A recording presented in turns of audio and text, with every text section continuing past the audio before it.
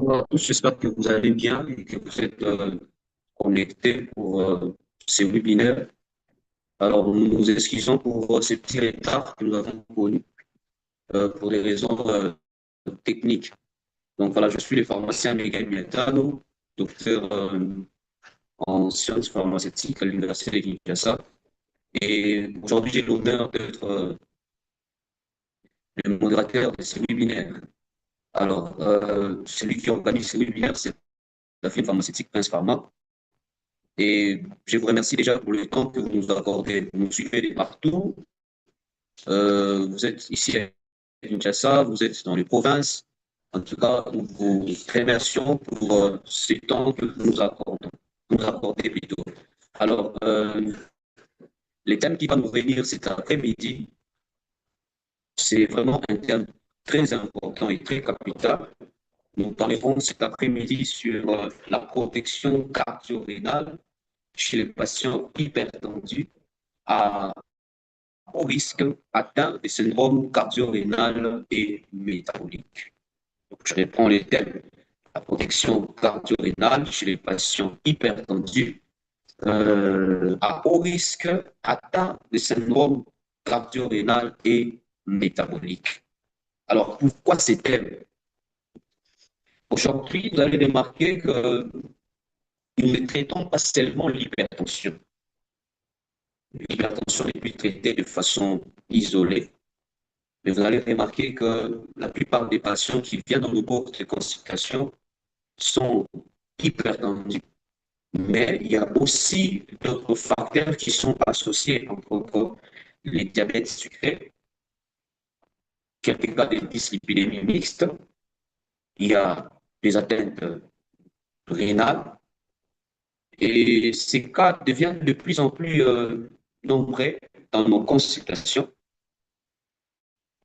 Et donc, vous allez comprendre ensemble avec moi que l'objectif n'est pas seulement de baisser la tension artérielle, mais nous devons nous assurer de baisser la tension artérielle, mais fixer aussi une protection simultanée du cœur, du rein, et prévenir ou soit éviter les AVC, infarctus du myocarde, ou si possible, éviter le dialyse. Alors, pour nous apporter plus de détails sur ces sujets, le docteur Mfouzi Trésor va creuser dans le fond et il va vraiment nous dire un peu plus et apporter la lumière qu'il faut pour que nous puissions assurer une bonne prise en charge de nos patients. Ici, j'aimerais rappeler que le docteur Mfouzi Trésor qui va intervenir cet après-midi est cardiologue, hypertensiologue. Il est médecin spécialiste aux cliniques universitaires de Kinshasa. Il est membre de la Société européenne de cardiologie. Il est membre de la Société congolaise de cardiologie. Il est membre de la Société africaine de cardiologie. Donc, c'est quelqu'un qui s'y connaît dans ces domaines. J'aimerais aussi rappeler une chose, que si nous sommes rassemblés ici, c'est parce que euh, les promoteurs des glyphosat l'ont voulu. C'est parce que les promoteurs de Fasonex l'ont voulu. C'est parce que les promoteurs de Novaxa l'ont voulu. Et lorsque vous regardez dans l'annonce, l'affiche que nous vous avons envoyée, vous allez remarquer que nous avons mis sur le bas glyphosat. Le glyphosat, c'est notre tabac glyphosate. Comme vous pouvez le voir dans cet écran partagé, nous avons glyphosat 5 mg, glyphosat 10 mg et le glyphosat M, où nous avons associé la dapagliflozine à 5 mg et la metformine à 1000 mg. Lorsque vous allez suivre la présentation du docteur, vous allez remarquer que le glyphosat, c'est un médicament qui peut s'utiliser en cardiologie, voire même aussi en diabétologie. Nous réservons beaucoup de commentaires pour le moment. Alors, nous avons dit que si nous avons ces plateformes de communication, c'est parce aussi il y a un produit qu'on appelle Vasonex. Vasonex. Vasonex, c'est notre combinaison du sacubitril associé au valsartan. Nous sommes toujours dans l'insuffisance cardiaque. À part ça, nous avons notre Novaxa, que vous pouvez voir derrière moi. Le Novaxa, c'est notre apixaban, un anticoagulant très puissant, utilisé pour prévenir les AVC, mais aussi d'autres risques associés à une forte coagulation, associée à une formation des thrombus au niveau de la circulation. Donc, vous avez Novaxa, notre anticoagulant, qui présente un avantage un peu plus capital, c'est que l'inhibition avec notre Novaxa est, est réversible plutôt, à la différence des autres anticoagulants que vous trouverez sur les marchés, où l'inhibition est presque irréversible. Donc, vous avez Novaxa à 2,5 mg, vous avez Novaxa à 5 mg pour une bonne prise en charge de vos patients. Alors, la gamme cardio de Prince Pharma est vraiment, je dirais, est large. Nous n'avons pas seulement le glyphosate comme étant notre glyphosine. Nous n'avons pas seulement le Vasonex, notre association sacubitril et valsartan. J'aimerais insister et préciser ici que nous avons trois paliers. Nous avons les Vasonex 50, nous avons les Vasonex 100 et les Vasonex 200.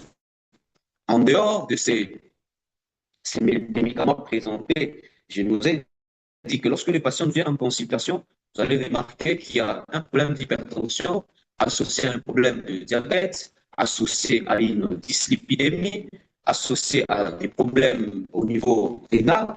Alors, la prise en charge nous oblige, nous personnels soignants, à avoir un contrôle de tous ces facteurs-là.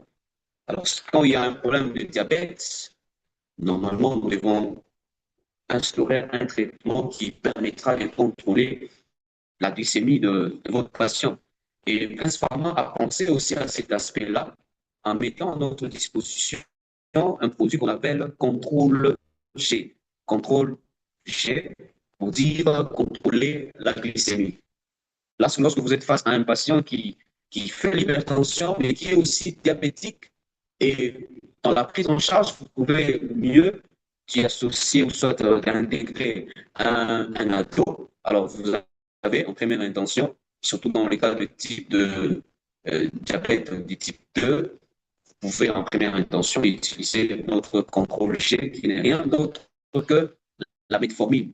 Et comme nous le savons tous, la metformine, c'est un iguanide qui agit au niveau hépatique en inhibant la glycogénèse et ce qui permet ainsi d'avoir un contrôle parfait de la glycémie de votre patient. À part les contrôles G, j'aimerais signaler plutôt que pour les contrôles G, nous avons aussi trois niveaux. Nous avons les contrôles G 500 mg, nous avons les contrôles G 850 mg et les contrôles G 1000 mg. Là, c'est lorsque vous êtes face à un patient hypertendu et qui vous fait ainsi le diabète sucré, surtout les diabètes sucrés du type 2. Alors, à part la monothérapie pour le diabète sucré du type 2, nous avons aussi une bithérapie au nom de Glimaril. Glimaril M. Nous avons Glimaril 2L où nous avons associé la glimépéride, cette fois-là, à 2 mg et la metformine à 500 mg. Ça, c'est pour vous permettre de contrôler, je dirais, la glycémie de vos patients qui sont diabétiques, mais hypertendus moment aussi. Alors, les docteurs vous parlera dans le détail de la place de la dapagliflozine chez un patient hypertendu et aussi diabétique.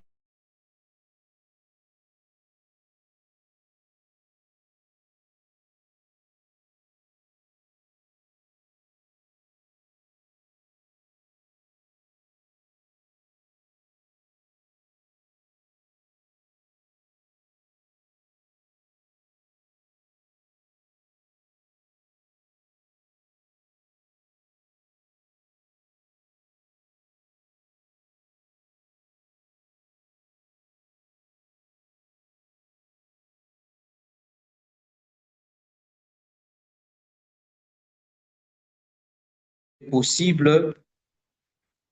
Sir, please share your slide.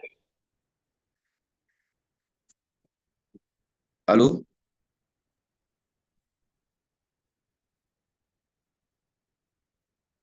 Please share your slides.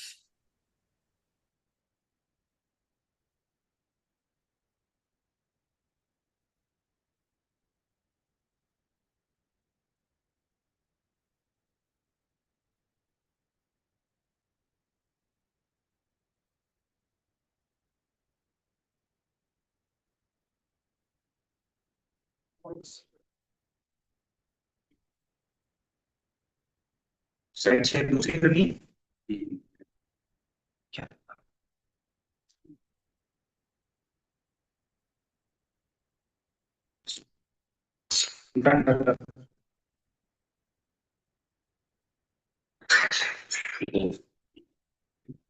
Voilà, alors nous allons continuer. J'étais en train de nous faire un petit briefing de façon générale sur le produit de la gamme chronique Prince Pharma. Alors, je vous ai parlé donc de notre contrôle chef. Vous pouvez voir sur l'écran que je partageais comment ça s'écrit, contrôle chef, pour dire contrôler la glycémie, n'est-ce pas? Je dis que nous avons la dose de 50 mg, la dose de 500 mg, la dose de 850 mg et la dose de 1000 mg. Alors, je vous ai dit, en cas de chèque de la monothérapie, qu'il est aussi possible d'avoir une bithérapie avec principalement. Alors, la bithérapie que nous vous proposons, c'est notre Glimepiride DZ. Donc, vous avez une association de la glimepiride à 2 mg avec la metformine à 500 mg. Moi, j'ai toujours l'habitude de qualifier ces produits comme étant une double bouclier dans la prise en charge du diabète sucré. Alors, à part les Glimepiride 2Z que nous vous proposons, je vous ai dit que les patients qui nous viennent en consultation, ils sont hyper tendus, ils sont diabétiques et ils présentent aussi des problèmes de dyslipidémie.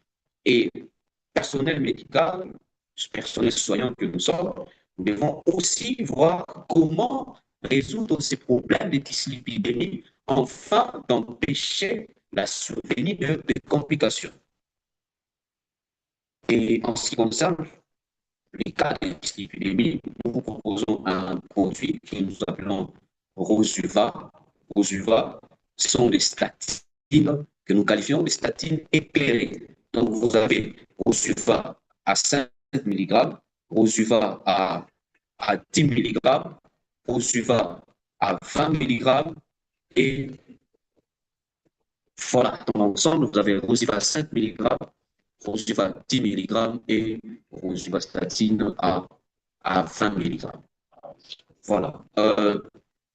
Les Rosuva à 5 mg et à 10 mg, généralement utilisés dans la prévention primaire de vos patients hypertendus et diabétiques, mais à haut risque cardiovasculaire. Vous avez Rosuva 5 mg et Rosuva 10 mg. Donc, ce sont des produits qui peuvent être prescrits avec ou sans bilan. Déjà, chez les patients où vous soupçonnez un risque élevé de complications cardiovasculaires étant diabétique et hypertendu, vous pouvez déjà placer la dose de 5 et 10 mg pour une prévention primaire. Et la dose de 20 mg, elle se donne généralement dans la prévention secondaire. Alors, qui dit prévention secondaire, c'est-à-dire vous avez eu le temps de faire les bilans de votre patient. Vous avez fait les bilans de votre patient, et vous vous êtes rendu compte qu'il y a une élévation du taux de cholestérol. N'est-ce pas? Chez ce type de patient, vous allez prescrire la rosuvastatine à 20 mg. C'est-à-dire après un bilan qui révèle un taux élevé de cholestérol. Rappelez-vous aussi que la rosuvastatine a un effet pas seulement sur le cholestérol, mais la rosuvastatine a aussi un effet sur le taux des triglycérides. Et si vous vous rappelez la physiopathologie des plaques d'athérome qui se forment au niveau des vaisseaux, vous allez vous rendre compte que le cholestérol ne bat en termes de composition des plaques d'athérome, ce ne sont pas seulement les cholestérols qui sont à l'origine de cette formation, mais nous pouvons aussi y trouver des triglycérides qui peuvent aussi occasionner la formation des plaques d'athérome. Et donc, avoir aussi un contrôle parfait sur le taux de triglycérides, je pense que ça éviterait des complications pour votre patient. Et la rosuvastatine à 20 mg a de l'effet sur les cholestérols, mais aussi sur la triglycéridémie de votre patient. Il y a un autre produit que j'aimerais aussi vous présenter, notre alpha-oméga 3. Alpha-oméga 3, comme vous le savez, les oméga 3 ont un effet bénéfique sur la baisse des triglycérides. Et donc, c'est aussi un complément qu'on peut associer dans la prise en charge de nos patients hypertendus diabétiques présentant des problèmes de dyslipidémie. En dehors du fait que vous placez un antihypertenseur, vous placez un antidiabétique pour contrôler la glycémie, vous avez un médicament pour contrôler la dyslipidémie. Vous pouvez aussi penser à alpha-oméga 3 dans l'ensemble pour équilibrer les traitements de votre patient. Alors, j'ai signalé ici en parlant que la gamme chroniqueur du Prince Pharma a aussi des antihypertenseurs. Alors, actuellement, les recommandations nous appellent pour des raisons plutôt de faire une bonne éthique, parce que nous sommes devant un cas d'hypertension artérielle. Il nous est recommandé de commencer avec des fixes à faible dose, des combinaisons fixes à faible dose. C'est comme ça que Prince Pharma nous a proposé une association des classes des antihypertenseurs qui a démontré son efficacité parce que cette combinaison nous offre une synergie parfaite et nous permet de baisser la glycémie, plutôt la tension de nos patients de façon efficace. Alors, ces produits que j'ai qualifiés de produits magiques, c'est notre Telmisar AM. Notre Telmisar AM, ce n'est rien d'autre que l'amlodipine associée au telmisartan. Vous pouvez le voir dans les diapos que j'ai partagés. Vous avez Telmisar AM 40 par 10 et Telmisar AM 80 par 10. Comme je l'ai dit, c'est juste une combinaison, soit une association de l'amlodipine à 10 mg et le telmisartan à 40 mg. Ça, c'est pour le Telmisar AM 40 par 10. Et vous avez le Telmisar AM 80 par 10. Nous avons associé le telmisartan à 80 mg et l'amlodipine à 10 mg.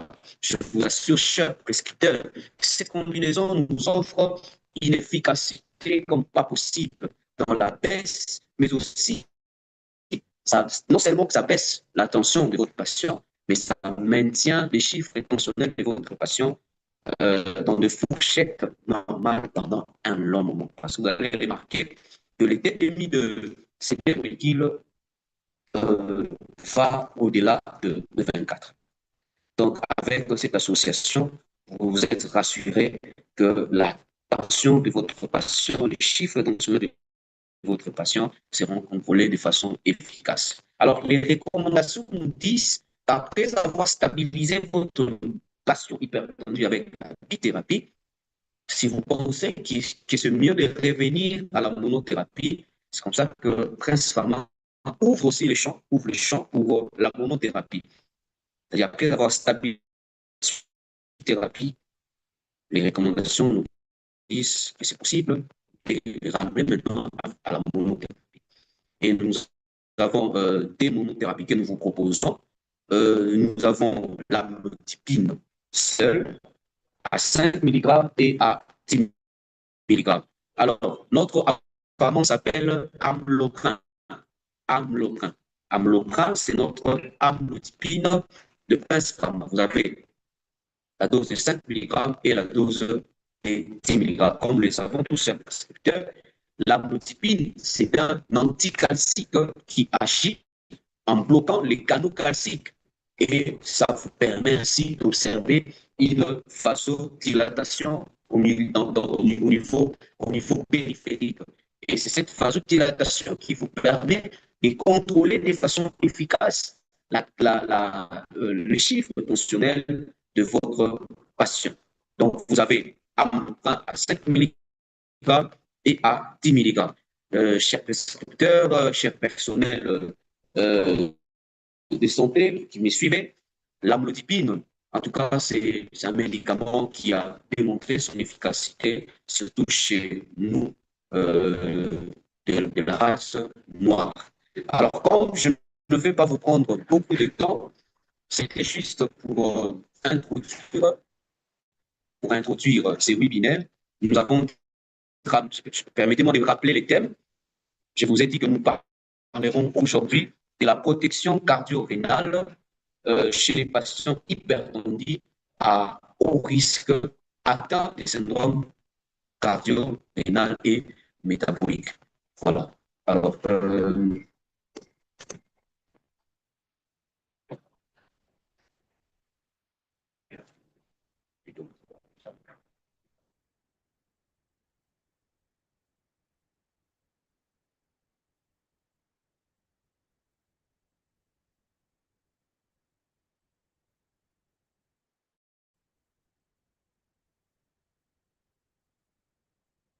voilà, je suis de retour.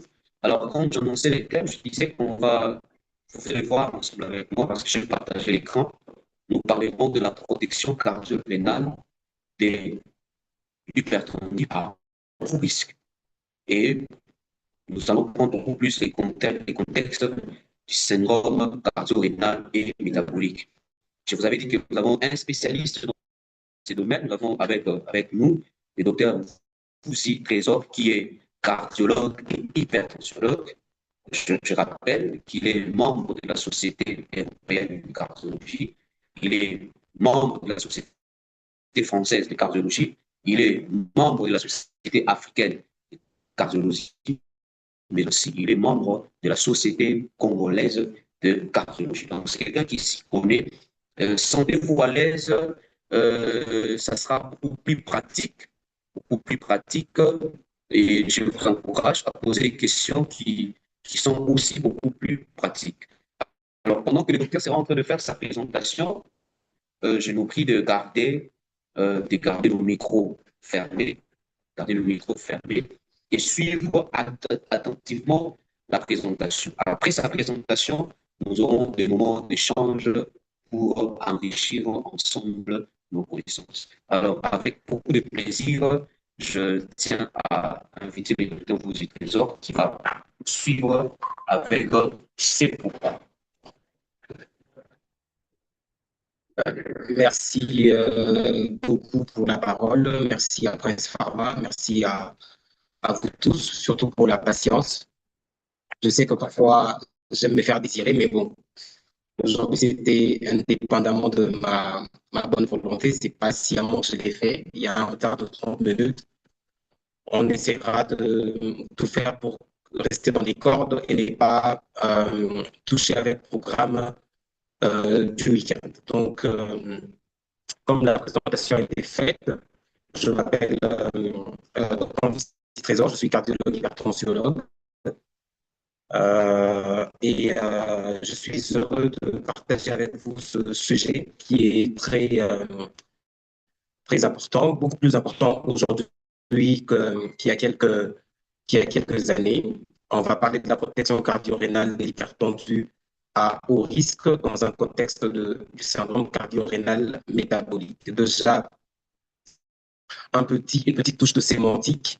Le pharmacien a parlé du syndrome cardio-rénal et métabolique. Ça sous-entendait deux problèmes de santé différents. Et bien, aujourd'hui, ça fait partie d'un seul problème de santé qu'on appelle syndrome cardio-rénal métabolique. Voilà, on va parler de ça tout à l'heure. Donc, mon plan de présentation, c'est celui-là. En guise d'introduction, je commence quand même par le sujet central, c'est l'hypertension artérielle. Aujourd'hui, selon l'OMS, plus d'1,4 milliard des personnes sont touchées et cette prévalence se rapporte à plus d'un sujet sur plusieurs études menées en République démocratique du Congo depuis les années 60. Et aujourd'hui, on a une prévalence qui se situe autour de 25% selon la majeure partie des études. Cette maladie est responsable d'une morbidité importante parce que pour chaque élévation de 20 mm de mercure de la pression artérielle systolique, le risque de faire un AVC ou de mourir d'une pathologie coronarienne double. Et ce qui est important et ce qui même constitue le sujet central de cette présentation, c'est que la morbidité liée à l'hypertension peut être causée par elle seule, c'est-à-dire l'hypertension, mais dans la majeure partie des cas, c'est une hypertension artérielle qui est associée à d'autres facteurs constituant ce qu'on appelle le risque cardiovasculaire global. Et cette morbidité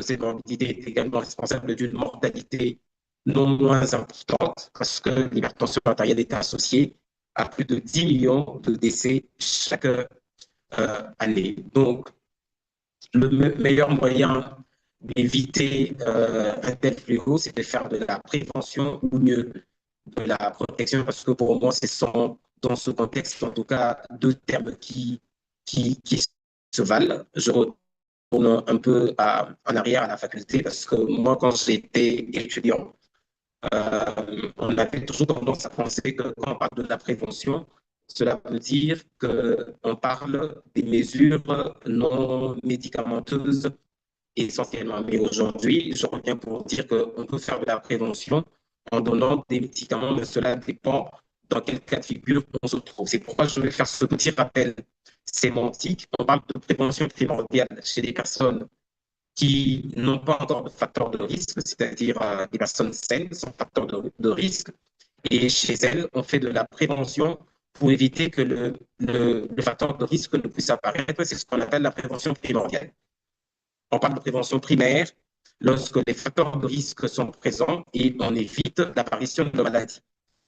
Et dans ce contexte de cardiologie, la maladie, c'est bien entendu l'athérosclérose. Et on parle de la prévention secondaire lorsque la maladie est présente, vous avez déjà des plaques d'athérome, mais que vous n'avez pas encore fait des complications, un syndrome coronarien aigu, un AVC ischémique, une artériopathie oblitérante des membres inférieurs, etc.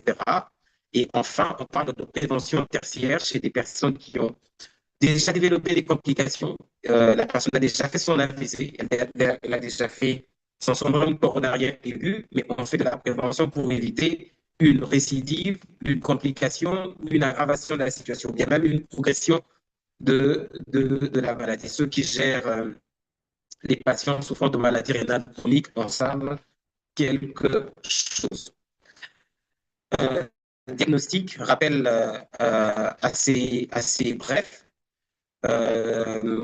Les dernières recommandations de la Société européenne de cardiologie. Dans cette classification, il n'y a plus tellement de pression artérielle normale parce que, comme vous le savez, le risque lié à l'hypertension ou à la pression artérielle était continuum. Donc, c'est très difficile de faire la démarcation entre ce qui est normal et ce qui ne l'est pas. Donc, dans cette dernière classification, on parle de pression artérielle non élevée lorsque les valeurs sont inférieures à 120 sur 70 mm de mercure, de pression artérielle élevée lorsque les valeurs se situent entre 120 et 139 pour la systole et 70 et 89 pour la diastole. Et on parle d'hypertension artérielle, ça n'a pas changé pour les Européens en tout cas, à partir d'une pression artérielle de 140 sur 90 mm de mercure. Et cette classification a son importance parce qu'elle permettra de mieux comprendre les différentes mesures que nous allons prendre en fonction du niveau de risque cardiovasculaire du patient. Par contre, pour les Américains, ça a quelque peu changé depuis 2017 et depuis la fameuse étude SPRINT. pression artérielle normale pour une valeur inférieure à 120/80, pression artérielle élevée pour une systole comprise entre 120 et 129, mais la diastole reste inférieure à 80 mm. Et pour les Américains, l'hypertension artérielle stade 1, c'est à partir de 130/80 mm de mercure. Qu'est-ce que le syndrome métabolique cardio-rénal, qu'on appelle aussi syndrome cardio-rénal métabolique? C'est en fait le lien entre les maladies cardiovasculaires, les maladies rénales, le diabète de type 2 et l'obésité. Pourquoi faire ce lien? Parce que de plus en plus, avec la transition épidémiologique, on rencontre des malades qui ont tous ce problème. Nos maîtres nous ont appris qu'on ne soignait pas une maladie, mais qu'on soigne un malade. Et lorsqu'il a plusieurs problèmes de santé, il faudra qu'on le considère comme un tout. Et cela, la raison pour laquelle on a mis ces différentes pathologies ensemble dans le cadre de ce syndrome qui s'appelle syndrome métabolique cardio-rénal et dont la prévalence ne cesse d'augmenter vu la modification du style de vie qui a d'abord commencé en Occident, mais qui touche également les pays en voie de développement. Le syndrome cardio-rénal métabolique a 5 stades. Au stade 0, aucun facteur de risque du syndrome cardio-métabolique. On a une santé métabolique qui est préservée. Au stade 1, on a une adiposité excessive ou dysfonctionnelle, c'est-à-dire on a un surpoids, on a une obésité, on a un prédiabète. Au stade 2, on a des facteurs de risque métabolique établis comme l'hypertension artérielle, le diabète sucré, la dyslipidémie, les syndromes métaboliques ou encore une maladie rénale chronique à un risque modéré à élevé, c'est-à-dire qui a une classification selon catégorie de stade 1 à 3. Au stade 3, on a une maladie cardiovasculaire subclinique, c'est-à-dire une athérosclérose qui s'est déjà installée. Et c'est chevauchant avec les facteurs de risque du syndrome métabolique cardio-rénal, ou encore on a une maladie rénale chronique à très haut risque, c'est-à-dire stade 4-5 de la catégorie, ou encore un risque cardiovasculaire évalué par l'équation prévente supérieure ou égale à 20%. Je vais revenir sur ça sur les prochaines diapositives. Et enfin, le stade qui convient d'être appelé stade terminal, c'est lorsqu'on a une maladie cardiovasculaire qui est déjà installée, c'est-à-dire on a une athérosclérose avec un AVC ischémique, un syndrome coronarien aigu et j'en passe. Et c'est le stade 4A en absence d'insuffisance rénale et 4B lorsqu'on a déjà une maladie rénale chronique installée.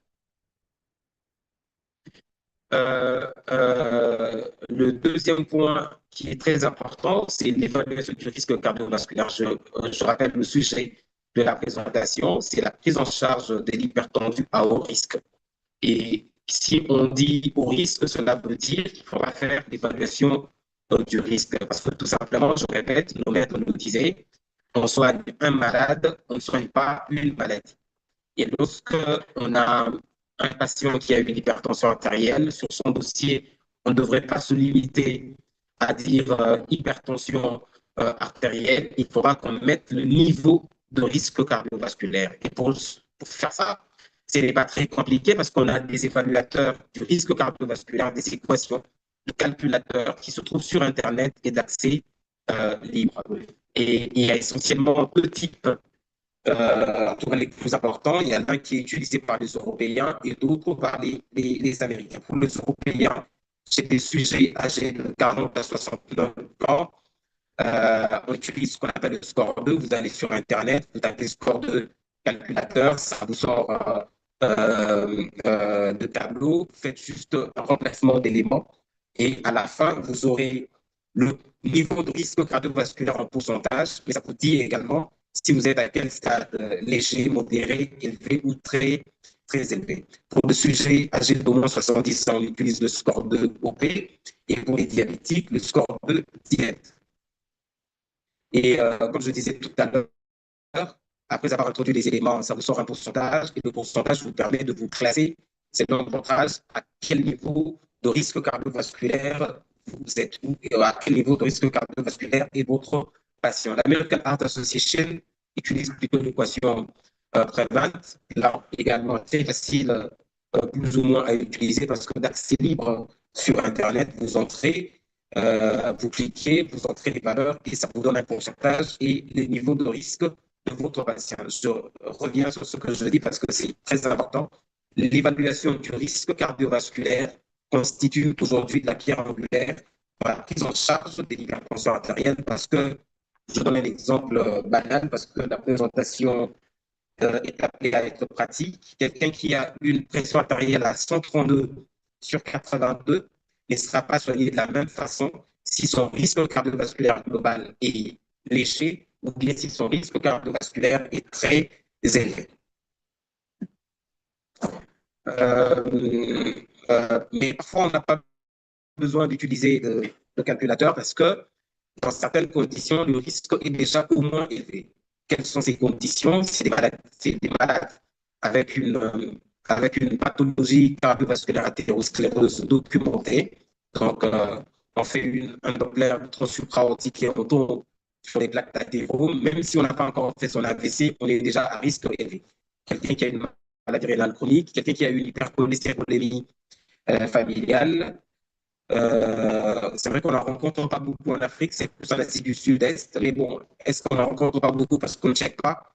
C'est possible, mais s'il y a une hypercholestérolémie familiale, la personne est directement considérée à haut risque comme les diabétiques également. Alors, que disent les recommandations pour être pratiques?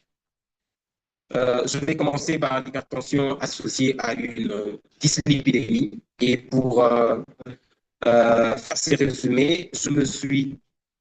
Voilà.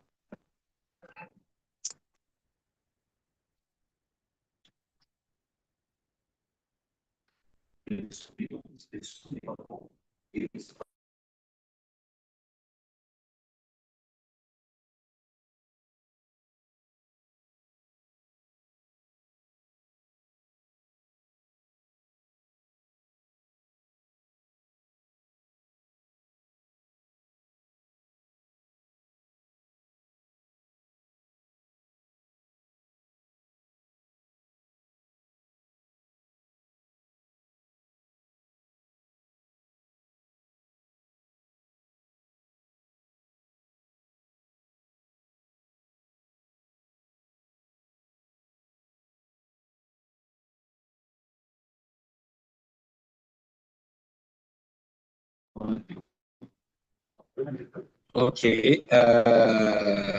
Je suis revenu après une petite introduction liée aux caprices techniques. Euh, alors, donc on va commencer par les recommandations d'hypertension artérielle chez des sujets qui présentent également une dyslipidémie. Pour faire ces résumés, je me suis appuyé sur les recommandations 2026, donc de cette année, de l'American Heart Association sur la prise en charge du syndrome cardio-rénal métabolique. Les recommandations 2026 également de la même société savante sur la prise en charge des dyslipidémies. Les recommandations 2025 de la même société savante américaine sur la prise en charge de l'hypertension artérielle et des recommandations 2025, ou plutôt de la mise à jour 2025 des recommandations 2019 de la Société européenne de cardiologie qui a été endossée par la Société européenne d'athérosclérose. Ça passe pas. Diapo. Slide.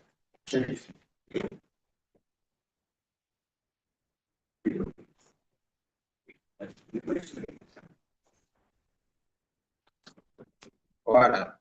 Tac.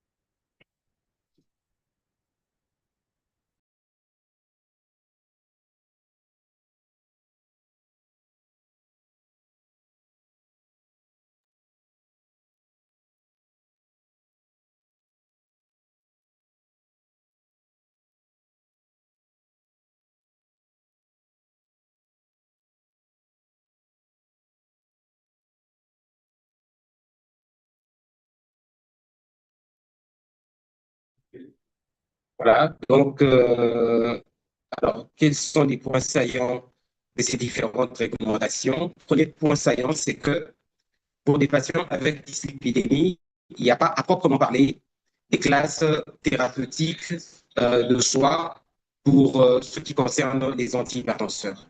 Tous les antihypertenseurs de première ligne se valent et peuvent être utilisés, c'est-à-dire les inhibiteurs d'enzymes de conversion de l'angiotensine, les bloqueurs de récepteurs de l'angiotensine 2, le bloqueur de canaux calcique de type dihydropyridine, les diurétiques diazidiques ainsi que le diazidique like. Voilà.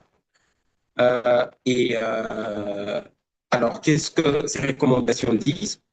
Lorsqu'on a un adulte avec une hypertension artérielle et qui n'a pas de maladie cardiovasculaire et un niveau de risque évalué en pourcentage inférieur à 7,5 selon l'équation Prévint. Je rappelle encore que l'équation Prévint est d'accès libre sur Internet. Il suffit juste de taper Prévint Calculator. Ça vous sort un tableau, vous introduisez des valeurs et ça vous sort un chiffre et ça vous dit à quel niveau vous vous situez.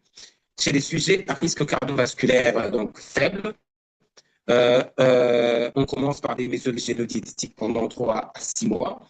Et ces recommandations disent que pour des personnes qui, après 3 à 6 mois, des mesures génodiététiques, celles qui garderont une pression artérielle supérieure ou égale à 130 sur 80 mm de mercure, on peut envisager de les mettre sous traitement antihypertenseur. On ne parle pas de 140 sur 90, là on parle de 130 sur 80.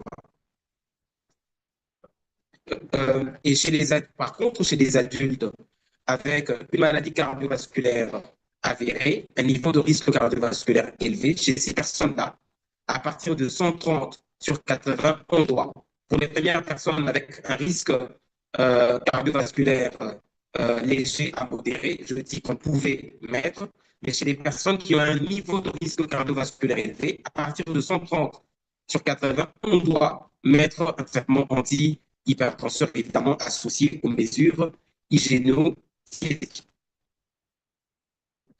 Et pour la dyslipidémie, chez des personnes ayant une hypertension artérielle avec un risque cardiovasculaire élevé, là encore, il est recommandé d'initier un traitement pour baisser le taux de LDL cholestérol à partir des valeurs de 100 mg par décilitre. C'est vrai que généralement, quand nous demandons des examens, on nous dit, avec les seuils de normalité de laboratoire, que le LDL cholestérol est considéré comme normal en dessous de 130 mg par décilitre, mais on devrait savoir que en médecine, surtout en médecine cardiovasculaire et métabolique, la normalité n'est pas universelle. Quelqu'un qui est normal à 100, plutôt, on peut avoir une personne normale à 100 et une autre à 100 qui est franchement pathologique. Et pour le LDL cholestérol, lorsque la personne est hypertendue avec un risque cardiovasculaire élevé, on initie un traitement médicamenteux à partir des valeurs de 100 mg par décilitre. Et les traitements de choix dans ce cas, ce sont des statines et mieux encore des statines de haute intensité comme la rosuvastatine et la torvastatine. Et lorsque le niveau de risque cardiovasculaire est élevé, mais le niveau de LDL cholestérol est compris entre 70 et 100 mg par décilitre, on peut envisager de mettre un traitement. Donc, ce n'est pas une faute chez quelqu'un qui a une hypertension artérielle avec un risque cardiovasculaire élevé et un taux de LDL cholestérol à 78 mg par décilitre seulement, de mettre une statine. Et chez les personnes qui présentent cette fois-là un niveau de risque modéré avec une hypertension artérielle et une dyslipidémie, on peut envisager de mettre un traitement avec des valeurs de LDL cholestérol comprises entre 100 et 190 mg par décilitre. Par contre, pour ce qui est des triglycérides, parfois on est désarmé, on ne sait pas comment les soigner, mais là les recommandations sont claires. À partir d'un taux compris entre 135 et 499 mg par décilitre, il est conseillé qu'en plus de statine, d'ajouter l'icosapent-éthyle, c'est-à-dire les oméga 3, et cela à très forte dose, c'est-à-dire 2 fois 2 grammes par jour, jusqu'à ce qu'on va atteindre la cible de triglycérides. Et l'objectif thérapeutique pour le LDL cholestérol, c'est des valeurs en dessous de 55 mg par décilitre. Je vais anticiper une question qui revient souvent, mais parfois on me pose la question de savoir, le docteur, si quelqu'un fait son AVC avec un taux de LDL cholestérol à 55 ou à 54, est-ce qu'on doit mettre une statine? La réponse est oui, parce que pour cette personne-là, 55 ou 54, c'est un niveau de risque qui est élevé. Et en ce moment-là, l'objectif, c'est de réduire de moitié le taux de LDL cholestérol quand la personne a fait son événement cardiovasculaire. Maintenant, on va plutôt parler de l'hypertension artérielle, de la prise en charge de l'hypertension artérielle dans le contexte du diabète sucré. Et pour ça, je me suis appesanti sur les dernières recommandations, notamment de l'American Heart Association sur le syndrome métabolique cardio-rénal, les recommandations 2025 de la même société savante sur la prise en charge de l'hypertension, les dernières recommandations de l'American Diabetes Association de 2026, mais également le guideline européenne de 2024 qui ont été de la Société européenne de cardiologie, qui ont été endossées par la Société européenne d'endocrinologie. Alors, pour le choix de l'antihypertenseur chez les hypertendus diabétiques, c'est rare, mais il faut le souligner quand même sur ce point. Et les Américains et eux, les Européens, s'accordent pour dire qu'un inhibiteur du système rénine-angiotensine-aldostérone, c'est-à-dire un ARA2 ou un USC, doit être prescrit à partir du moment où il y a une atteinte d'organe cible, c'est-à-dire quelqu'un qui présente une anéminurie ou une hypertrophie ventriculaire ou une rétinopathie hypertensive et j'en passe. Ces personnes-là doivent avoir dans leur traitement au moins un inhibiteur du système rénine-angiotensine-aldostérone. Mais comme la stratégie thérapeutique non discutable est celle d'initier le traitement avec au moins une bithérapie, ces molécules seront donc associées soit à un bloqueur des canaux calciques type d'hydropyridine ou soit à un diurétique thiazidique ou un thiazidique like. Et l'idéal, c'est dans une combinaison thérapeutique fixe. Donc, chez des patients adultes avec diabète de type 2, hypertension, je répète, c'est que les classes thérapeutiques de première ligne sont les bloqueurs du système rénine-angiotensine-aldostérone, les inhibiteurs calciques type d'hydropyridine et les thiazidiques et les thiazidiques like. Et j'ai des sujets diabétiques avec hypertension artérielle chez qui on a un début de baisse du taux de filtration glomérulaire, c'est-à-dire on a une clairance à la créatinine inférieure à 60 ml par minute, ou soit un rapport albuminurie sur créatinurie supérieur à 30 mg par décilitre, il faudra là encore au moins mettre un ARA2 ou un USC. J'insiste beaucoup sur le rapport albuminurie sur créatinurie parce que ça ne se demande pas beaucoup, alors que c'est un examen qui est plutôt facile à faire et beaucoup de labos à Kinshasa les font assez faciles.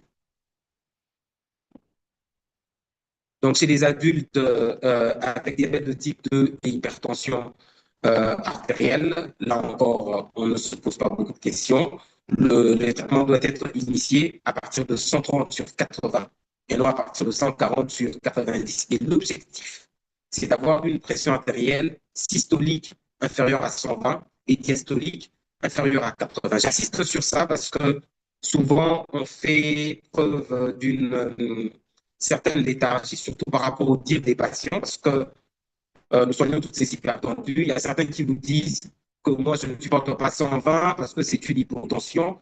Je pense que pour ces genres de cas, le médecin doit être rigoureux et bien expliquer aux patients que 120 ou 110 ou 117, ce n'est pas une hypotension et que c'est la tension que l'on doit atteindre pour lui et que le bénéfice, c'est qu'il y a une réduction de la morbidité et de la mortalité cardiovasculaire lorsque, chez les diabétiques, on arrive à atteindre des seuils de moins de 120 sur 80 mm de mercure. Pour les adultes avec hypertension, mais sans maladie cardiovasculaire avérée, mais avec diabète ou maladie rénale chronique et un niveau de risque cardiovasculaire supérieur ou égal à 7,5%. Chez ceux-là, également, il faudra initier le traitement à partir de valeurs supérieures ou égales à 130 sur 80 mm.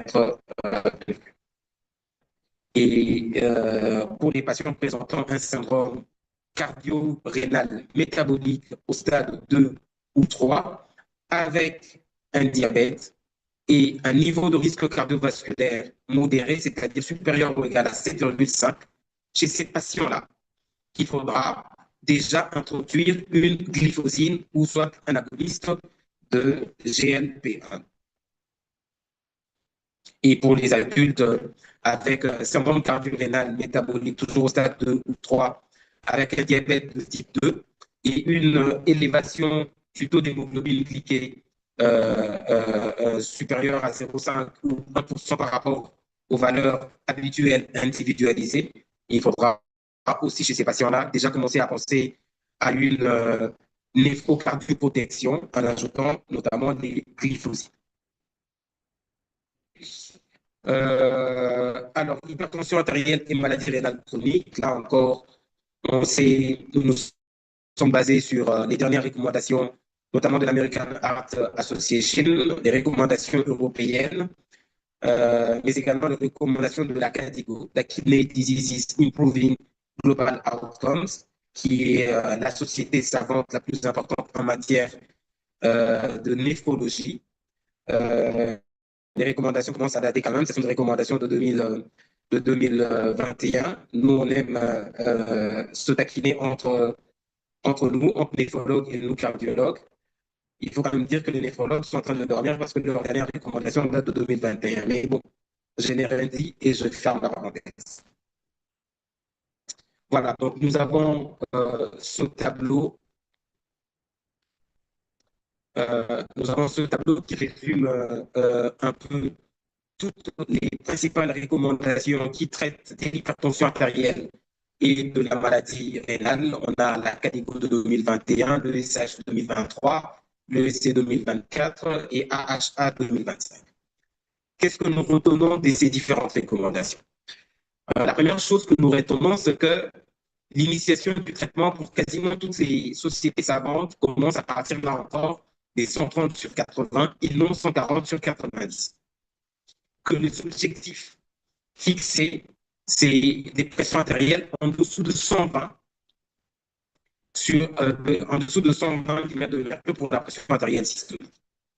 Et que lorsqu'il y a une atteinte d'organes cibles comme la albuminurie, il faudra absolument qu'il y ait un bloqueur du système rénine-angiotensine aldostérone dans le traitement. Et chez les personnes qui présentent une hypertension artérielle résistante, il faudra absolument ajouter la spironolactone lorsque la tolérance à la créatinine est supérieure ou égale à 30 ml par minute. Il faudra bien entendu ne pas oublier les mesures hygiéno-diététiques parce que c'est la base. Et toutes ces sociétés savantes sont d'accord sur le fait que pour les patients présentant une maladie rénale chronique, il faudra envisager que ces patients soient diabétiques ou non, il faudra envisager l'introduction d'une glyphosine dans leur traitement. Et dans le contexte du syndrome cardio-rénal, chez les adultes avec syndrome cardio-rénal au stade 2 ou 3, c'est-à-dire c'est quelqu'un qui est déjà obèse, qui est hypertendu, qui est diabétique, qui a une athérosclérose subclinique, avec une maladie rénale chronique, un diabète de type 2 ou maladie rénale chronique sans diabète de type 2.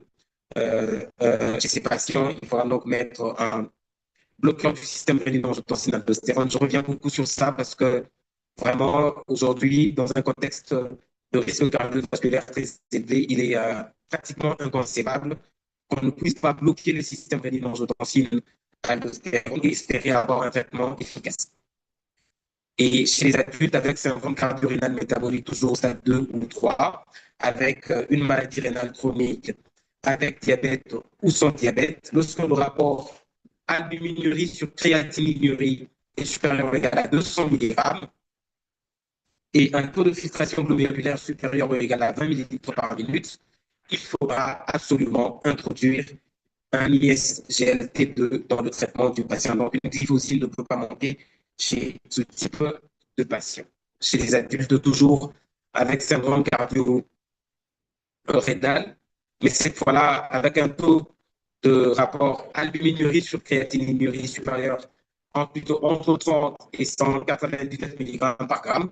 Chez ces patients-là, ce n'est pas une indication absolue, mais c'est bien chez eux également de penser à mettre une glyphosine dans le traitement parce que les études ont montré que cela permettait de réduire les hospitalisations pour insuffisance cardiaque, mais également de façon globale de réduire la mortalité cardiovasculaire. Voilà. Et pour les hypertendus présentant une obésité, là encore, c'est basé sur les dernières recommandations, notamment de la Société européenne pour l'étude de l'obésité, de la Task Force de l'American Diabetes Association qui s'occupe de l'obésité, mais également les dernières recommandations sur les syndromes cardio-rénales métaboliques. Quant pour les dyslipidémies, pas de préférence de classe thérapeutique. Donc, toutes les classes se valent chez les obèses. Et lorsqu'on a un sujet qui présente un surpoids ou une obésité avec une hypertension artérielle, les premières mesures sont des mesures hygiéno-diététiques et ces mesures ont pour objectif de baisser le poids de 5 à 6%. Mais par contre, chez les personnes présentant un syndrome cardio-rénal déjà au stade 1, avec un BMI supérieur ou égal à 27 kg par mètre carré, on peut envisager de mettre les agonistes de GLP-1 comme le semaglutide. Et par contre, chez le sujet adulte qui présente un syndrome cardio-rénal au stade 4, c'est-à-dire avec une obésité et une maladie cardiovasculaire avérée, c'est une recommandation de baisser son poids avec les agonistes de GLP. Et si on n'arrive pas à obtenir les objectifs thérapeutiques par rapport au poids, c'est-à-dire la personne garde un BMI supérieur ou égal à 30 kg par mètre carré et une maladie athéroscléreuse, on peut envisager cette fois-là de faire ce qu'on appelle une chirurgie bariatrique métabolique. Et enfin, dans les cadres de maladies cardiovasculaires, on a les recommandations 2026, encore une fois, sur les syndromes cardio-rénales métaboliques, les recommandations 2022 sur la prévention de l'insuffisance cardiaque de l'American Heart Association et l'update de 2023 des recommandations 2021 de la Société européenne de cardiologie. Et là, quel que soit le niveau de la fraction d'éjection, lorsque la personne est symptomatique, il faudra les diurétiques et les glyphosines ne peuvent pas manquer, quel que soit le niveau de fraction d'éjection, le niveau de fraction d'éjection systolique. Mais dans le contexte du syndrome cardio-rénal, à partir du stade 3, chez les personnes qui présentent une pré-insuffisance cardiaque, je vais ouvrir une parenthèse. Quand j'étais en train de préparer cette présentation, je suis tombé sur un article qui a été publié il n'y a pas longtemps. En fait, il y a depuis quelques semaines un nouveau consensus sur la définition universelle de l'insuffisance cardiaque. Le premier consensus datait de 2021. Là, les choses ont un peu changé. Je pense qu'avec principalement, on verra peut-être comment on va parler de ce nouveau consensus qui a bouleversé la sémantique, qui a bouleversé la terminologie, qui a même bouleversé la prise en charge. On aura peut-être le temps de parler, mais bon. Là, dans le contexte du syndrome cardio-métabolique, plutôt cardio-rénal métabolique avec une pré-insuffisance cardiaque, et la pré-insuffisance cardiaque, c'est défini par des personnes qui ne sont pas symptomatiques, c'est-à-dire pas d'œdème de membre inférieur, mais ce sont des personnes qui présentent déjà des anomalies structurelles du cœur, une dilatation ventriculaire gauche, une hypertrophie, ou bien même des anomalies fonctionnelles. On a une fraction d'éjection ventriculaire gauche qui baisse, mais chez quelqu'un qui ne présente pas encore des symptômes d'insuffisance cardiaque, ces personnes-là sont classées au stade de pré-insuffisance cardiaque. Et chez ces personnes-là, même s'il n'y a pas encore d'insuffisance cardiaque, à partir du stade 3 du syndrome cardio-rénal, il faudra déjà inclure notamment les glyphosiles. Voilà, donc on va terminer par un petit cas clinique. Un petit cas clinique. Donc, on a un sujet de sexe masculin qui a seulement 25 ans, qui pèse 125 kg pour 1,74 m de taille. Lorsqu'on calcule son IMC, on est dans une plage d'obésité morbide avec un IMC à 40,8 kg par mètre carré de surface corporelle. C'est quelqu'un qui est tabagique, qui n'est pas connu diabétique et qui n'est pas connu hypertendu, mais il a une pression artérielle à 138 sur 86, un taux de créatinine à 4 mg par décilitre. Lorsqu'on calcule sa clairance dans C4 et puis on est à 18, donc au stade 4 de la CADIGO. Le rapport albuminurie sur créatinurie urinaire, créatinurie est à 201 mg par gramme. Un taux de LDL cholestérol à 170 mg, non plutôt j'allais écrire 100 mg par décilitre, mais bon, et un taux de triglycérides à 250 mg par décilitre. Chez ces patients, théoriquement, on devrait calculer le score. Mais non, le score n'est pas applicable à 25 ans. Donc, chez lui, ni le score européen, ni le score prévalent américain ne sont applicables, parce que je rappelle que le score européen, c'est à partir de 40 ans, et le prévalent américain, c'est à partir de 30 ans. Mais on peut déjà voir qu'avec une maladie rénale chronique au stade 4, donc c'est quelqu'un qui est au moins à haut risque. Quel est le diagnostic? Bon, vous allez poser la question au public, mais bon, comme on est en retard, je vais passer. Donc, c'est quelqu'un qui a un syndrome cardio-rénal métabolique au stade 3. Pourquoi? Parce qu'il a eu une MRC stade 4. Il y a une obésité morbide, une dyslipidémie, une pression artérielle élevée pour les Américains, que les Européens, alors que les Américains considèrent cette tension déjà comme une hypertension artérielle stade 1. Comment prendre en charge ce patient? C'est un patient qui ne doit pas manquer un bloqueur du système rénine-angiotensine-aldostérone. Pourquoi? Parce qu'il y a un rapport albuminurie, créatinurie supérieur à 200 mg par gramme. C'est quelqu'un qui, même s'il n'est pas diabétique, doit avoir une glyphosine dans son traitement. Pourquoi? Parce qu'on a une maladie rénale chronique au stade 4 et on a une albuminurie qui est significative. C'est une personne qui doit avoir une statine. Pourquoi statine? Parce que c'est quelqu'un qui a une dyslipidémie, un taux de LDL cholestérol élevé par rapport à son niveau de risque, mais également un taux de triglycérides élevé. C'est quelqu'un qui doit avoir des oméga 3 à forte dose parce qu'il a un taux de triglycérides à 250. Et enfin, c'est quelqu'un qui doit avoir un agoniste GLP-1 parce qu'il a une obésité morbide. J'ai dit et je vous remercie. Mais je vous remercie pas encore. Il faudra quand même que je conclue. Je suis allé trop vite en besogne. Excusez-moi. Qu'est-ce qu'il faut retenir de cette présentation? Le take message, c'est quoi? C'est que lorsqu'on a un hypertendu, il faudra évaluer son niveau de risque cardiovasculaire. C'est très important parce que cela constitue la pierre angulaire de la prise en charge. Aujourd'hui, il faut aussi retenir qu'on initie le traitement à des seuils beaucoup plus bas, surtout lorsque le risque cardiovasculaire est élevé. Parce que pour les patients avec risque cardiovasculaire élevé, on n'attend pas 140 sur 90 mm de mercure pour initier le traitement. Il faudra initier son traitement déjà à partir de 130 sur 80 mm de mercure. Les objectifs fonctionnels sont encore beaucoup plus bas.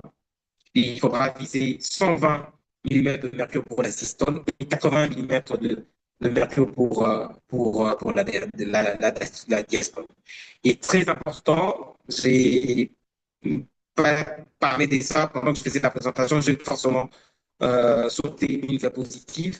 Ce qui est très important, c'est que lorsque le niveau de risque cardiovasculaire est élevé, et surtout chez les personnes présentant une maladie rénale chronique, les doses à mettre, ce sont des doses maximales tolérée. C'est-à-dire, vous avez un patient qui est hypertendu, avec une altération de la fonction rénale, avec une protéinurie, c'est quelqu'un qui a atteint ses objectifs thérapeutiques. Il est à 117 sur 77 mm de mercure, avec 40 mg de telmisartan.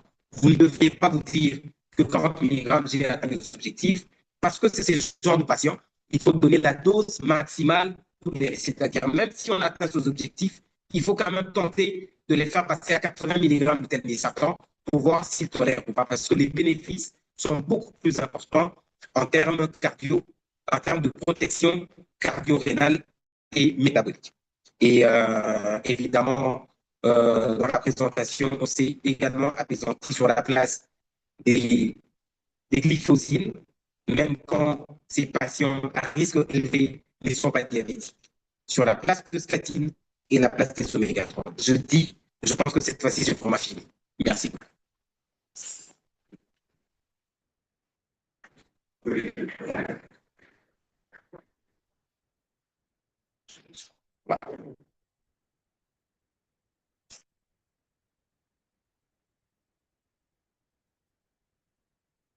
Alors, merci beaucoup, Dr. Bouzy-Présent, pour votre intervention. Alors, c'était vraiment une intervention qui nous a enrichis et nous croyons que l'audience aussi a vraiment bénéficié de votre savoir-faire. Alors, pendant votre intervention, j'ai quand même noté quelques points qui ont attiré mon attention. Alors, j'ai retenu dans son intervention qu'on ne soigne pas la maladie, mais on soigne le malade.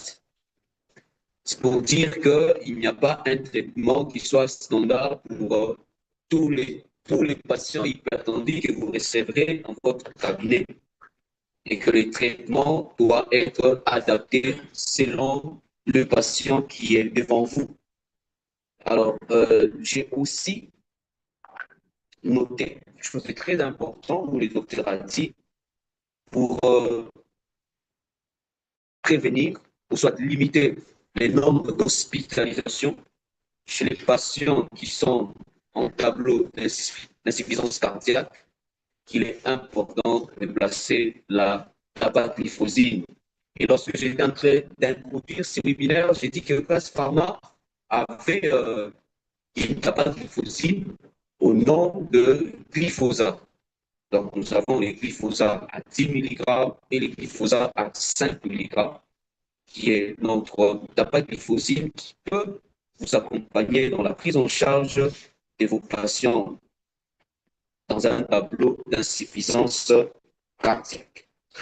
Alors, j'ai aussi noté un autre point important, parce que chez les patients hypertendus avec problème de dyslipidémie, que non seulement nous devons placer une statine, je crois que j'ai parlé des statines aussi dans mon introduction, je vous ai parlé de notre Rosuva, que nous qualifions de notre statine éclairée. La rosuvastatine, nous l'avons à 5 mg, à 10 mg et à 20 mg. Nous avons Rosuva 5, Rosuva 10 et Rosuva 20. Alors, dans son discours, dans sa présentation, le docteur vous a dit, c'est vrai, vous placez les statines, mais il ne faut jamais oublier les oméga 3, et surtout à forte dose.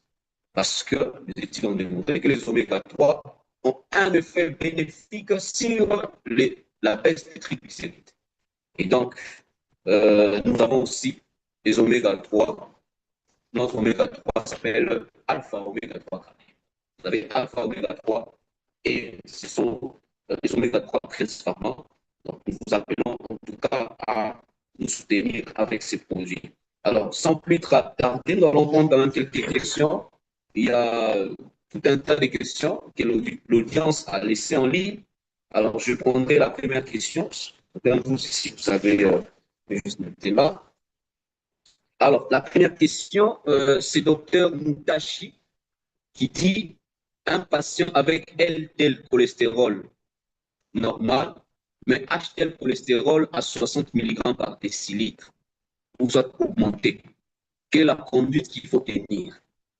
Vous avez un patient hypertendu, HDL cholestérol normal, plutôt LDL cholestérol normal, mais le HDL cholestérol est à 60 mg par décilitre. Quelle est la conduite qu'il faut tenir dans ces cas? Ça, c'est la question du docteur Moutachi. Bon, allez-y, exactement comme ça. Alors, merci beaucoup, docteur Moutachi, pour votre question. Et c'est une question qui revient souvent dans les discussions scientifiques, la place du HDL dans la prise en charge, déjà dans la morbidité liée aux dyslipidémies, mais également par conséquent dans la prise en charge. Jusqu'aujourd'hui, en tout cas, je vous ai balancé les 4 recommandations récentes qui traitent du problème des dyslipidémies. Il n'y a pas d'objectif fixé par rapport au HDL cholestérol seul. Les objectifs sont plutôt fixés en fonction du LDL cholestérol et non les HDL cholestérol. C'est vrai qu'il y a quelques années, il y avait une autre façon de présenter les choses où on parlait des cholestérols non HDL. Et il y a encore d'autres sociétés savantes qui font le rapport. Mais sur les recommandations les plus récentes des plus grandes sociétés savantes en matière de prise en charge de dyslipidémie, il n'y a pas d'objectif thérapeutique fixé sur base du HDL cholestérol. Tous les objectifs se rapportent soit au triglycérides, soit au LDL cholestérol. Voilà. Voilà, je pense que le docteur Moutachi a trouvé satisfaction par rapport à sa réponse. Alors, je prends une autre question. Je prends la question du docteur Otika Patrick. Il a laissé 3 questions, mais docteur Otika, permettez-moi de ne prendre qu'une seule question parce qu'on ne sait pas prendre toutes les 3 questions. Alors, la question numéro 3, la question dit, dans notre contexte avec des ressources limitées, comment assurer un dépistage précoce, une prise en charge efficace du risque cardio-rénal chez les patients hypertendus, diabétiques ou présentant une obésité? Je ne sais pas si je peux répondre à la question. Dans notre contexte avec des ressources limitées, comment assurer un dépistage précoce et une prise en charge efficace des risques cardio-rénal chez les patients hypertendus, diabétiques ou présentant une obésité? Donc, vous y présentez, vous avez la parole. Alors, un dépistage précoce du risque cardio-rénal, c'est évidemment une simple enquête urinaire. Elle ne coûte pas aussi cher que ça. Je pense qu'une boîte de Combio 10 coûte, je sais pas moi, $20 avec son t-shirt. Donc, avec 500 francs ou 1000 francs, on peut déjà faire une bornette urinaire à la recherche d'une protéine, d'une protéine. C'est vrai que l'idéal, c'est faire le rapport albuminurie sur créatinurie, mais déjà la bornette urinaire, elle peut nous orienter, parce que si on a une protéinurie à 3 croix, sans nitrite, sans leucocyte, on peut se dire que ça, c'est vraiment rénal. Et dans la prise en charge, évidemment, il y aura des formations continues comme celle-ci, parce que les prises en charge changent. Il y a quelques années, on nous disait qu'il faut soigner l'hypertension à partir de 140 sur 90. D'ailleurs, même à 140 sur 90, on disait qu'il faut des mesures hygiéno-diététiques d'abord et puis vous mettez les traitements par la suite. Aujourd'hui, on se rend compte qu'à partir de 130 sur 80, c'est des recommandations de toutes les sociétés savantes sérieuses, on peut déjà commencer un traitement. Donc, la prise en charge holistique et efficace de nos patients passe par la formation de médecins. Donc, une formation continue qui vraiment doit être continue, passez-moi la tautologie. Et il faudra appliquer ces recommandations-là. Il faudra les appliquer tout simplement. C'est vrai que parfois ça coûte cher de prescrire à quelqu'un Rosuva qu'il va prendre pendant plusieurs mois. Mais imaginez-vous combien va coûter la dialyse. Imaginez-vous combien va coûter la dialyse. La dialyse va coûter beaucoup plus important, va coûter une somme beaucoup plus importante. C'est vrai que le glyphosate, ça coûte ce que ça coûte. On est congolais. Mais imaginez combien va nous coûter une dialyse si on ne met pas le glyphosate maintenant chez les personnes qui ont un syndrome cardio-rénal métabolique au stade 3. Il faudra déjà introduire. Voilà. Je pense que c'est ça ma réponse. Donc, voilà, le docteur Tika qui a posé cette question, je pense que vous avez trouvé satisfaction. Et je crois que l'effet docteur Lepira nous disait toujours, pour me prévenir et guérir. Donc, moi, j'ajoute, on peut prévenir par des médicaments. La prévention ne veut pas dire seulement des conseils voilà. Ça dépend du niveau du risque où vous vous trouvez. Pour certaines personnes, la prévention exige à ce qu'on mette des médicaments. voilà, docteur Boutika, nous allons prendre votre deuxième question. La question dit, chez un patient hypertendu présentant un syndrome cardio-rénal métabolique, quelles sont les stratégies thérapeutiques prioritaires pour assurer simultanément la protection du cœur et des reins? Je réponds à la question. Chez un patient hypertendu présentant un syndrome cardio-rénal métabolique, quelles sont les stratégies prioritaires pour assurer simultanément la protection du cœur et des reins? Ça, je vais carrément le résumé de la présentation. Ok, je vais répondre. Alors, c'est là dépend du stade. Parce que, comme je l'ai dit tout à l'heure dans ma présentation, les syndromes cardio-rénal métaboliques à plusieurs stades. Si la personne est au stade 0, c'est-à-dire la personne n'a pas encore de risque, n'est pas encore hypertendue, n'est pas encore diabétique, il faudra des mesures pour éviter l'apparition de ces facteurs de risque. Quelles sont ces mesures? C'est réduire la consommation de sel, c'est faire du sport, c'est réduire la consommation d'alcool, ne pas se mettre à fumer, etc. Et lorsqu'on est déjà au stade 1, avec les facteurs de risque qui apparaissent, notamment un prédiabète et une obésité, une dyslipidémie, évidemment, il faudra commencer à soigner. Et si on est au stade 3, où on a une maladie qui est avérée, à partir du stade 3, il y a des classes thérapeutiques importantes qui ne peuvent pas manquer dans le traitement. Ce sont les glyphosines et ce sont les bloqueurs du système rénine-angiotensin. Je pense que c'est comme ça que je peux résumer la réponse par rapport à la question qui a été posée. Donc, excusez-moi de répéter à chaque fois que le docteur parle de glyphosine.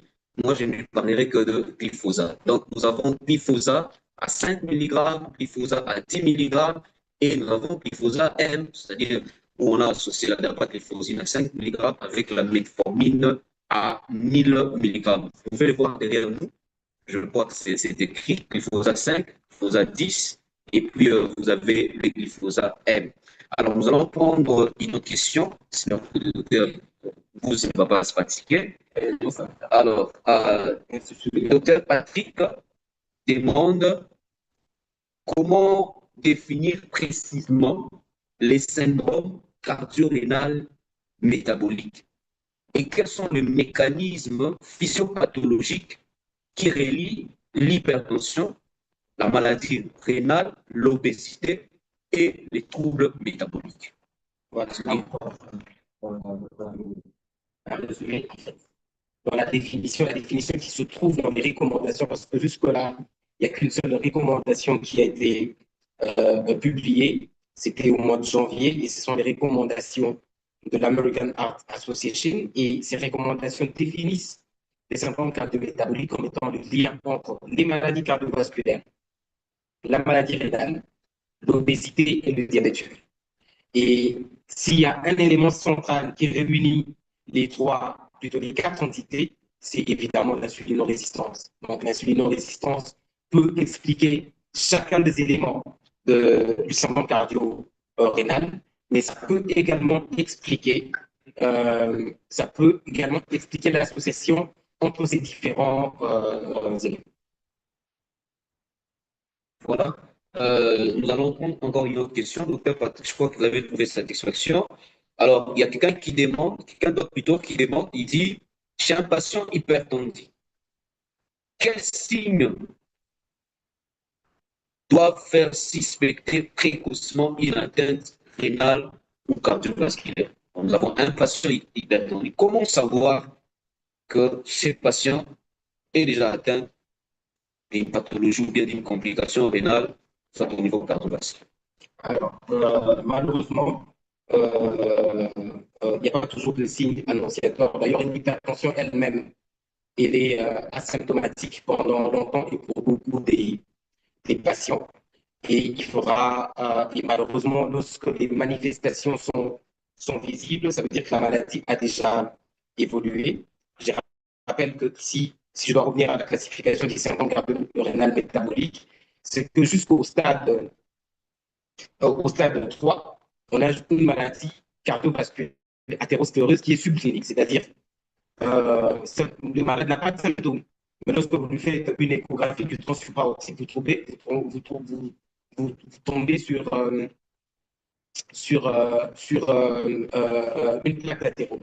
Et lorsque les maladies deviennent symptomatiques, malheureusement, c'est déjà tard. Donc, là, ce n'est pas l'objet de la question, mais je le dis. C'est pourquoi, dans les maladies chroniques, il y a un suivi, il y a un follow-up qu'il faudra faire.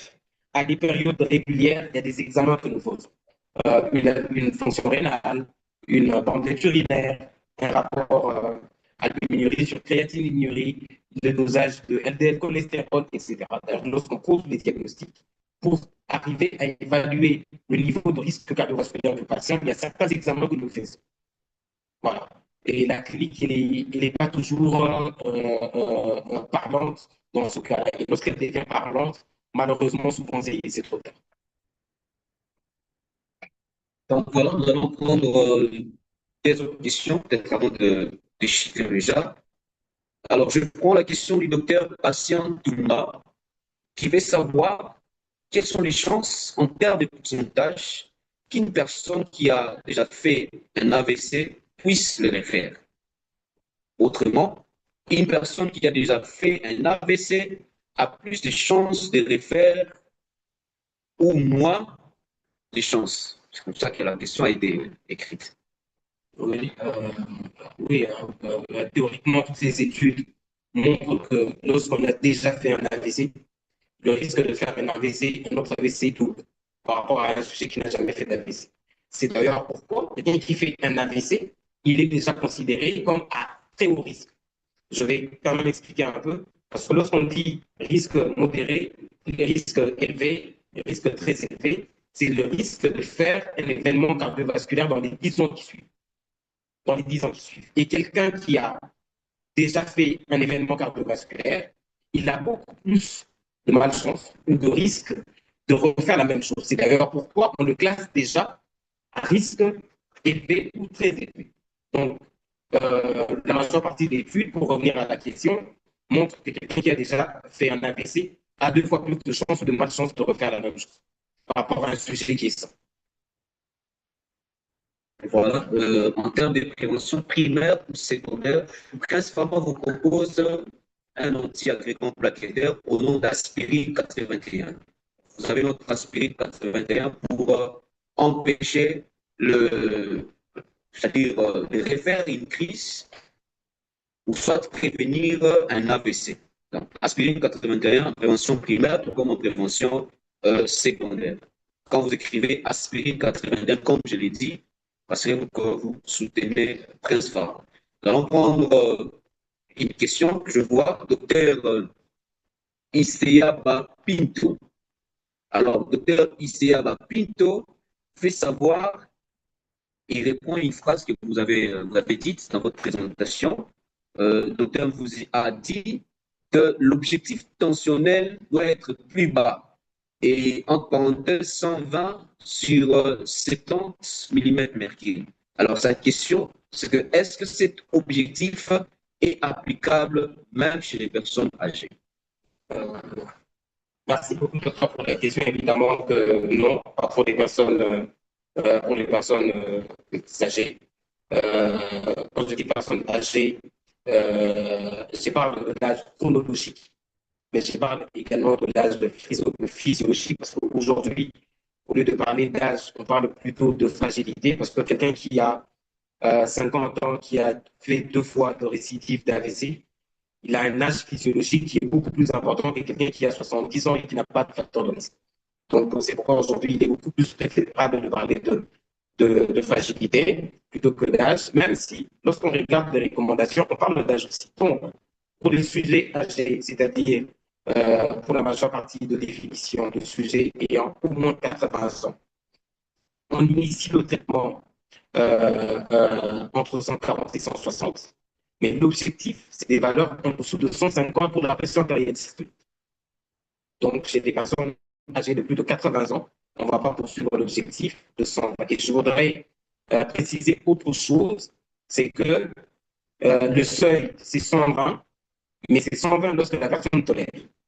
Mais j'ai insisté au cours de ma présentation, c'est que les malades sont parfois malins, ils vous disent qu'ils ne tolèrent pas, alors que ça n'a rien à voir avec la tolérance. Mais si c'est vraiment quelqu'un qui ne tolère pas, on peut se fixer des objectifs beaucoup plus hauts. Voilà, merci. Alors, nous prenons la dernière question cette fois-là. Docteur Naomi Ekili, qui veut savoir, est-ce qu'il existe une meilleure classe, c'est-à-dire en termes de classe des antihypertenseurs,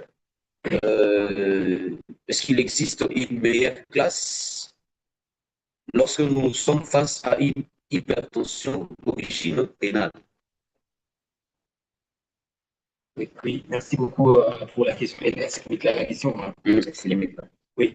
Alors, quand on dit hypertension d'origine rénale, c'est beaucoup de choses. Hein. Est-ce que c'est rénovasculaire? Est-ce que c'est une glomérulopathie? Est-ce que c'est une polykystose autosomique dominante? Et dans les différents cas, les classes sont différentes. On peut avoir une hypertension artérielle secondaire à une sténose de l'artère rénale. Ça ne sera pas géré de la même façon parce que lorsqu'on a une sténose de l'artère rénale, dans ce cas-là, les bloqueurs du système rénine-angiotensin aldostérone sont contre-indiqués. On peut avoir une glomérulopathie. Lorsqu'on a une glomérulopathie, alors en ce moment-là, le bloqueur du système rénine-angiotensin aldostérone sont vivement recommandés. On peut avoir une polykystose, auquel cas les anticalciques ont été incriminés parfois dans l'augmentation du volume de kystes et ils ne sont pas souhaités. Donc, rénal, c'est beaucoup de choses. C'est généralement trois pouvoirs. Et je crois que j'ai répondu par rapport aux 3 pouvoirs. Alors, merci beaucoup, docteur Vosy-Trésor, pour ce temps. C'est moi qui vous remercie. Croyons que l'audience a reçu satisfaction et surtout, nous croyons que nous sommes maintenant équipés pour faire la bonne médecine lorsque nous nous trouverons devant ce type de patients hypertendus, mais avec plusieurs facteurs associés. Ici, j'aimerais aussi remercier l'équipe qui nous a aidés à réaliser ces webinaires. Alors, je ne sais pas si vous pouvez venir pour qu'on nous voie. Approchez, qu'on nous voie. Ouais. Alors, nous remercions ici X7 et 8-9. Donc, c'est avec eux qu'on a réussi à faire ces webinaires. Alors, merci beaucoup. Retenons que Prince Pharma a glyphosate, c'est notre dapagliflozin, n'est-ce pas, à 5 mg et à 10 mg. Dapagliflozin, nous avons compris que ça peut s'utiliser en cardio, tout comme en diabétologie. Actuellement, et même en néphrologie. Voilà. Nous avons aussi notre antihypertenseur, que moi je qualifie toujours d'antihypertenseur magique, notre Telmisar AM. Et rappelez-vous que le docteur a dit que lorsque vous utilisez la dose de 40 mg et que vous vous rendez compte que les malades n'est pas toujours stabilisés, qu'il est possible d'aller vers la dose maximale en utilisant 80 mg de Telmisar. Nous avons des combinaisons pareilles où vous avez l'amlodipine associée au Telmisartan à 80 mg cette fois-là. Telmisar AM 80/10. Vous avez le Telmisartan à 80 mg et l'amlodipine à 10 mg. Nous avons les statines au nom de Rosuva à 5 mg, à 10 mg et à 20 mg. Nous avons l'aspirine 81 comme étant notre anti-adhérent protecteur, nous avons les oméga 3 et la liste reste et demeure longue. Donc, merci beaucoup pour votre participation.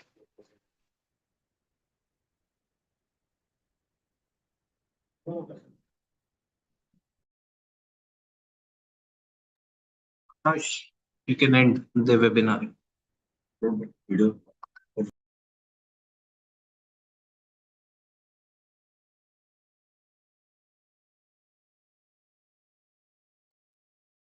Akash.